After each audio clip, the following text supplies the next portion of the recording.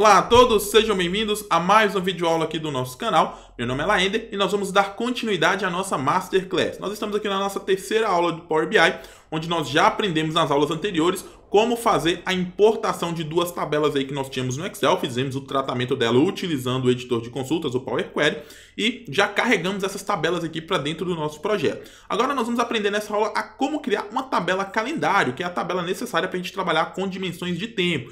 Essa tabela sempre é útil quando você precisa fazer análises temporais, seja por mês, por ano, por trimestre, seja análises aí com funções de inteligência para acumulado, etc. Então a gente precisa criar essa tabela. Eu já criei uma aula nesse canal aqui, onde eu ensino a criar essa tabela utilizando o Power Query, ok? E exclusivamente aqui nessa Masterclass eu vou ensinar vocês a criar essa tabela utilizando o DAX. Tabela calendário, ela consiste basicamente em uma tabela onde temos uma coluna de data, onde as datas são sequenciais, sem pular nenhuma data, que vai de um período inicial até um período final. E a gente vai criar isso utilizando como base a nossa tabela lançamentos. Vamos pegar a menor e a maior data dessa tabela lançamento para criar essa nossa tabela calendário, ok? Criar ela no DAX é muito simples, basta a gente clicar aqui no menu modelagem, vamos clicar em nova tabela e agora ele vai pedir para a gente aqui um nome para essa tabela e uma função DAX. O DAX é a linguagem que a gente utiliza para criar aqui as nossas medidas e tabelas dentro do nosso modelo de dados, ok? Existem diversas funções que conseguem criar tabelas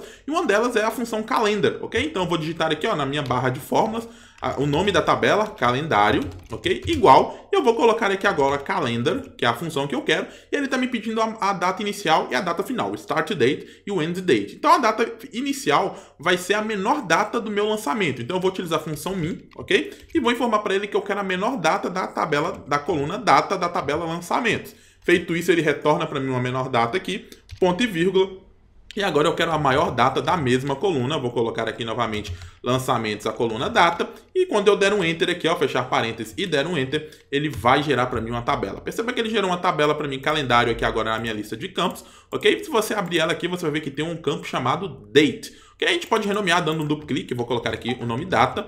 Vou dar um Enter. E agora aqui no meu modelo de dados, eu vou clicar aqui em dados, vocês vão conseguir visualizar essa tabela. Perceba que ele gerou para mim aqui uma tabela com uma única coluna chamada data. Inclusive eu tenho as datas aqui formatadas como data e hora. Eu posso, se quiser modificar essa formatação, basta clicar aqui na coluna formatar e modificar o formato, ok? Eu vou colocar esse formato aqui apenas com dia, mês e ano. Legal. Agora eu preciso adicionar as colunas que serão úteis para fazer as nossas segmentações, que são as colunas complementares, como ano, mês, dia, trimestre, etc.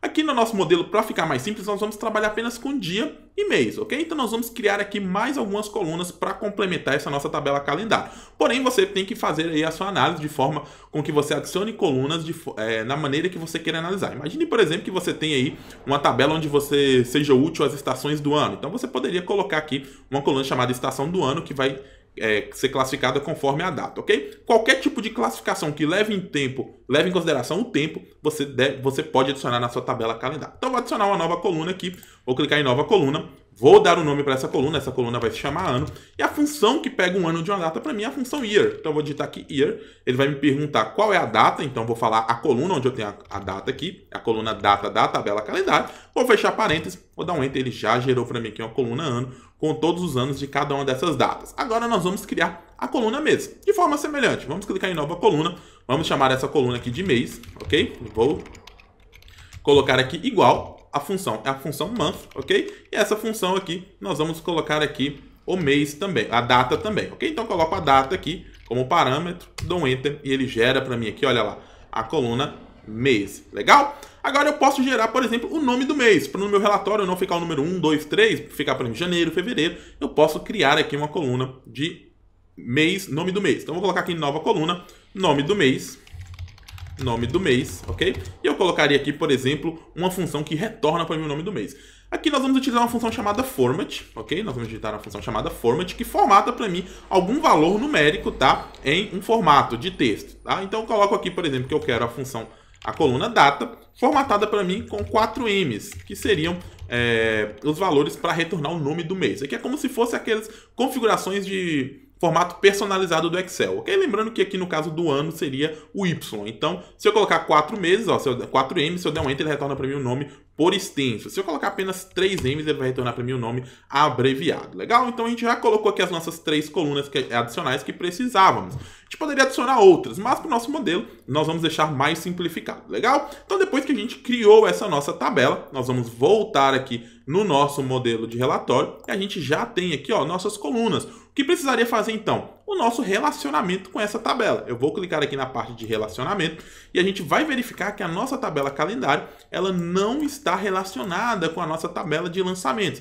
Então eu preciso relacionar essa tabela com essa aqui para o nosso modelo ficar pronto. Ou seja, eu tenho que falar para ele que essa tabela calendário ela vai estar relacionada com as datas dos meus lançamentos. Então agora essa minha tabela faz parte do meu modelo de dados, ok? Então tudo que eu fizer filtro nessa tabela vai filtrar também a tabela lançamentos. Se eu seleciono um mês aqui, ela filtra para mim a tabela lançamentos para aquele mês selecionado e assim por diante. Então essa é a parte da nossa tabela calendário. Se ficou alguma dúvida, eu vou deixar na descrição desse vídeo aqui um link para você acessar um outro vídeo onde eu falo melhor sobre o que é tabela fato, tabela dimensão e tabelas calendário. Você vai entender melhor um pouco desse contexto e é muito útil, tá? Mas aqui interessante é você aprender a criar tabela calendário. Agora, antes de finalizar dessa aula, eu gostaria de fazer uma pequena correção no nosso exercício da última aula, onde nós criamos lá nossas consultas. Porém, em uma das consultas, ao apagar as colunas e manter só as colunas que a gente desejava, nós apagamos uma coluna que não era para ser apagada. Eu vou clicar aqui em página inicial, editar consultas e vou voltar lá para vocês visualizarem.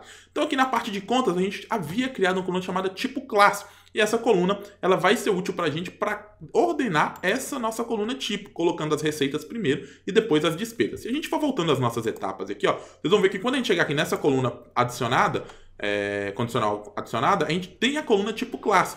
Porém, quando eu vim aqui em outras colunas removidas, eu apaguei ela e eu não deveria apagar. Então como é que a gente faz para corrigir isso? Existem algumas maneiras e eu vou ensinar vocês uma mais simples, que é utilizando a barra de fórmulas para fazer a correção. Então, se você clicar aqui em outras colunas removidas, vocês vão ver que a gente tem aqui o nome das colunas que a gente permaneceu, ou seja, ele utilizou a função da linguagem chamada select columns e manteve essas colunas, ok?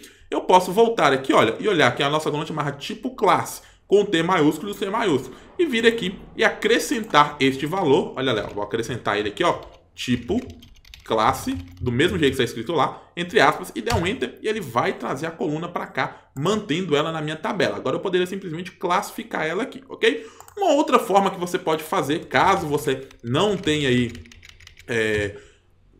você não consiga utilizar a barra de fórmulas para fazer isso, a gente pode apagar a etapa e refazer. Por exemplo, onde eu tenho outras colunas removidas, eu vou remover essa etapa. Eu vou clicar nela aqui, ele vai perguntar se eu desejo excluir, eu vou clicar em sim. Perceba que agora na etapa tipo alterado, eu tenho todas as minhas colunas, ok? Eu vou agora modificar fazendo da seguinte forma. Se eu quiser que a tipo alterado continue sendo a última, eu volto uma etapa e aqui na etapa anterior eu refaço para que aquela coluna removida fique na mesma posição. Agora eu vou clicar aqui em código, vou clicar aqui ó, na coluna código, na coluna conta, na coluna grupo, na coluna tipo e na coluna tipo classe.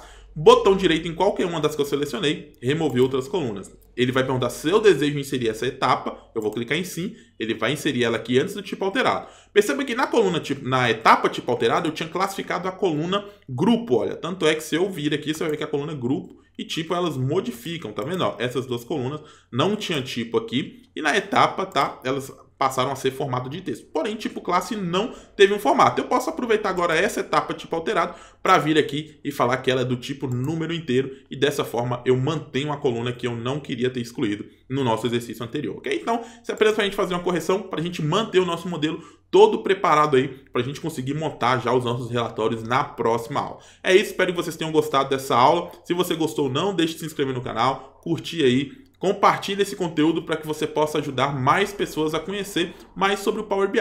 Um grande abraço e a gente se encontra no nosso próximo vídeo. Tchau, tchau.